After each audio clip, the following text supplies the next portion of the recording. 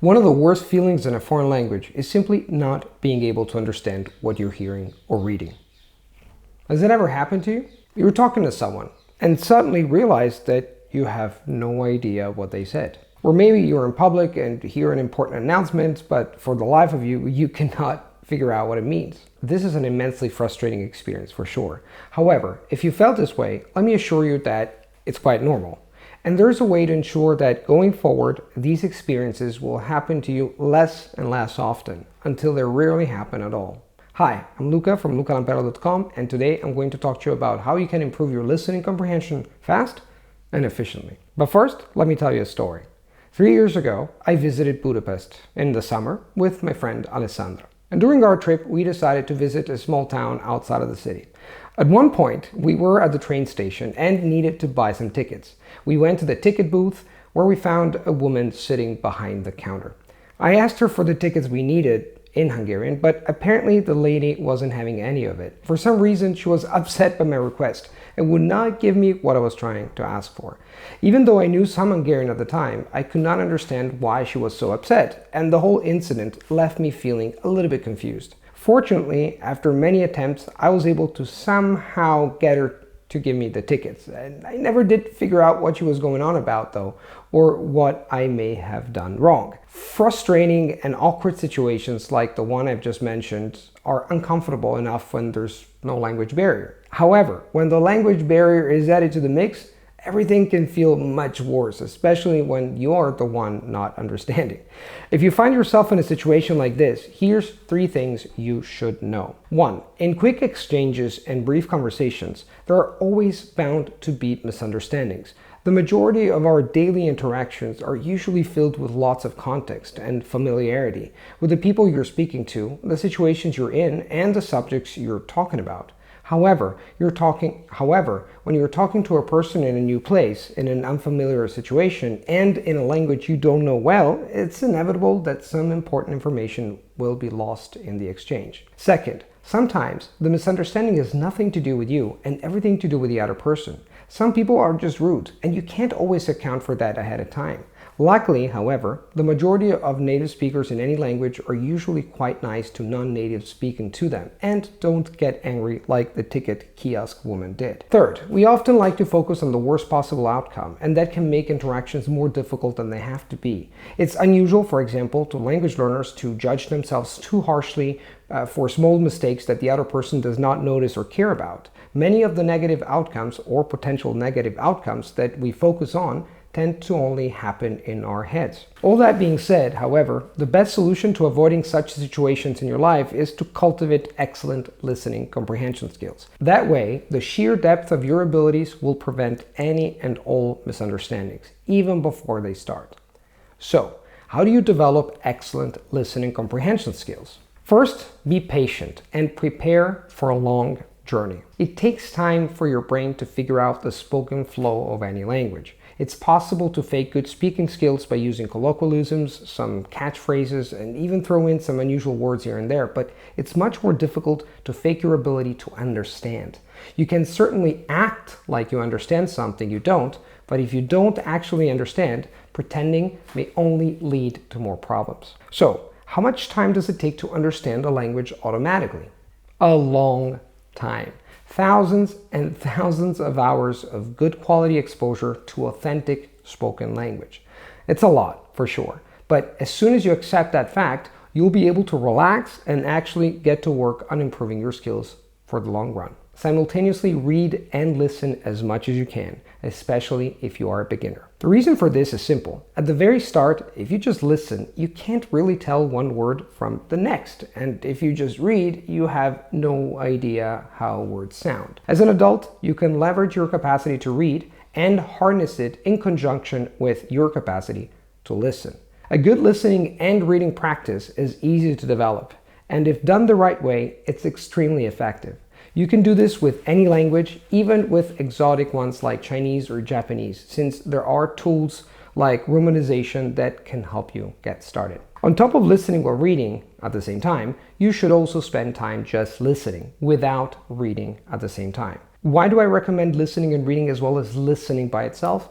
Because listening and reading is an excellent way to start learning from a piece of content, but it's not something that you'll need to do forever in order to get value from that content. Once you've listened to and read something, you gain the benefit of knowing at least the gist of what that content is about.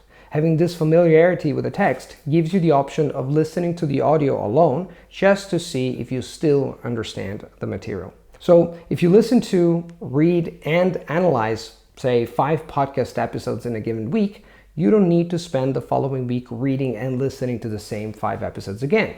Instead, you can start listening and reading to a new set of 5 episodes and use just listening to review the earlier podcasts in a new way. Listening only in this way has a lot of advantages.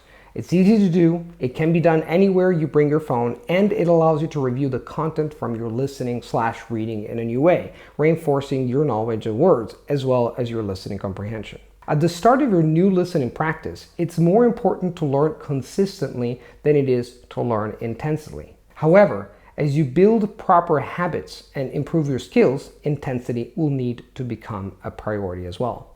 When I talk about consistency, I mean spending at least 10 to 20 minutes each and every day working on building your listening skills. I know we're all busy, but I truly believe that anyone can find at least 10 minutes in their day, especially if they really want to accomplish a goal. If you're having trouble starting the habit, I recommend connecting it to an existing habit you already have and that you do every day. For example, I have a habit of listening to Polish audio every time I do a workout. I work out at the same time every day. So connecting these habits together really helps me make sure that my Polish listening practice gets done. Once you develop a habit of learning for at least 10 minutes a day, then you can focus on ramping up the intensity and learning for a longer period of time. The great thing about listening is that it can be practiced with recorded audio, so you can feasibly do it all day if you want to. And of course, the more you do it, the better your skills will eventually be. This may seem counterintuitive, but my next bit of advice is to work on your pronunciation from the very beginning if you can. Most people don't realize this, but pronunciation skills and listening comprehension skills are absolutely linked. Why? Because if you can't pronounce a sound, you probably can't hear it in someone else's speech. The more you know about how the sound system of a language works, the easier it will be to pick out the small, subtle phonetic details that differentiate similar words or even slurred, fast speech. And that's another thing. When we read written language, we deceive ourselves into thinking that words are separate and distinct from one another. In actual speech, this is absolutely not the case. In authentic spoken language, there are no gaps between words like there are spaces on a written page. The sounds all run together in subtle ways, and it is up to our brains to separate the words in our heads. Here's a quick example of this phenomenon called connected speech in linguistics. Just to give you a very simple example, let me put 2 words on your screen. How do you think they're pronounced when read together? On the screen, you see 2 words separated by a space. Black, coffee. But the reality is that you read them as black coffee. One sound, and the end of black merges with the first part of coffee.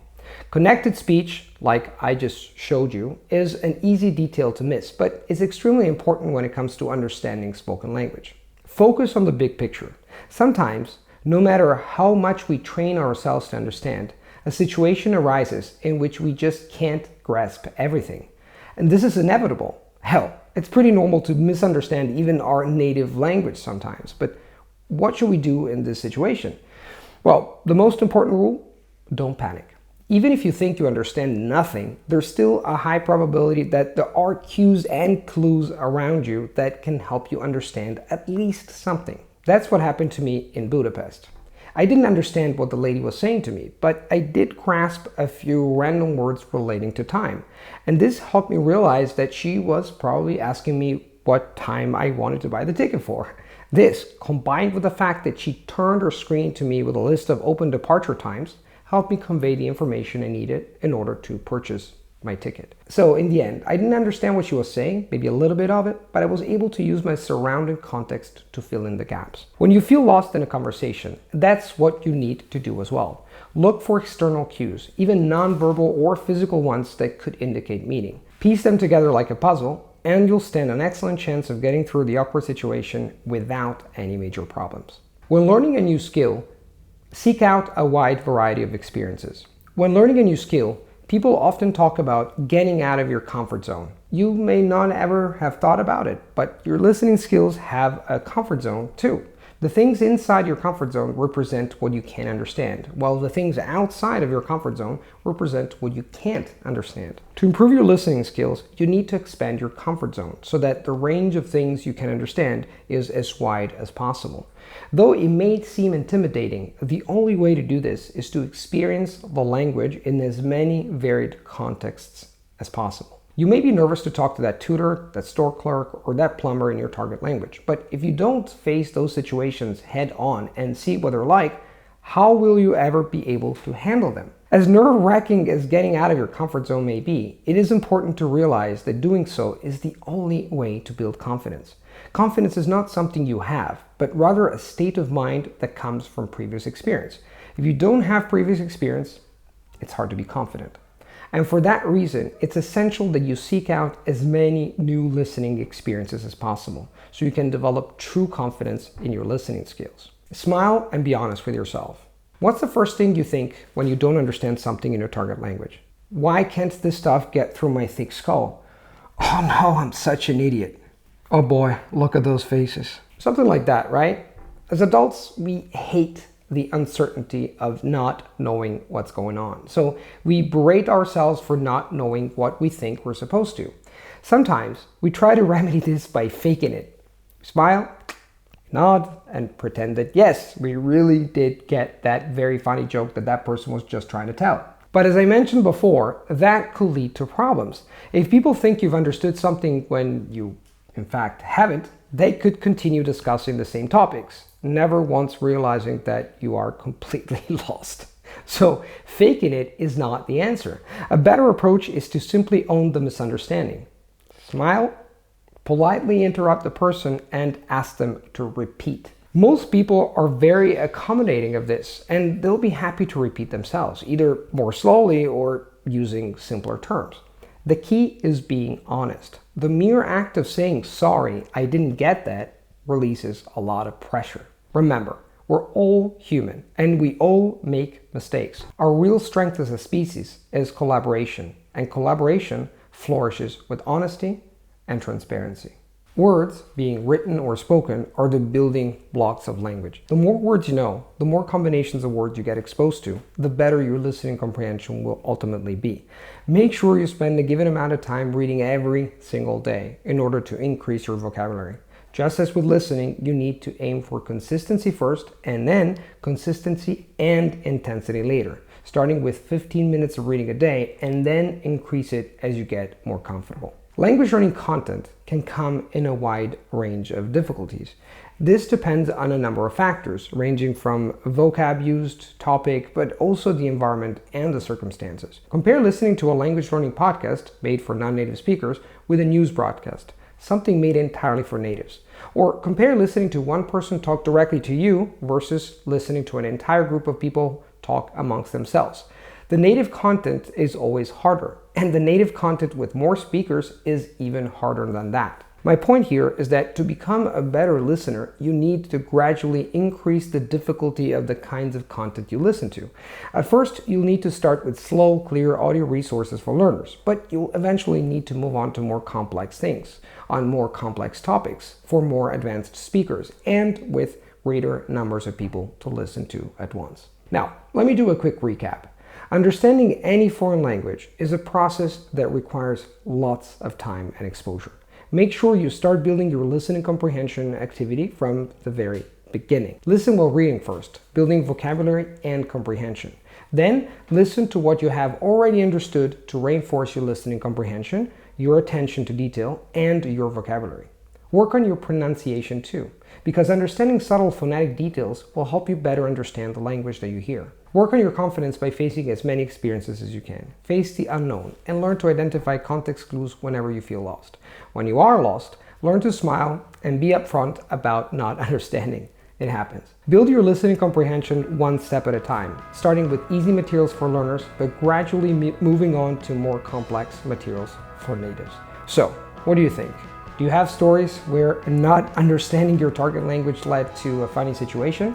How did you solve it? Let me know in the comments. Don't forget to like, subscribe, and share if you enjoyed the video. And remember to check the description box for a link to an awesome article with script and video and more funny and cool examples. And as always, thanks for watching.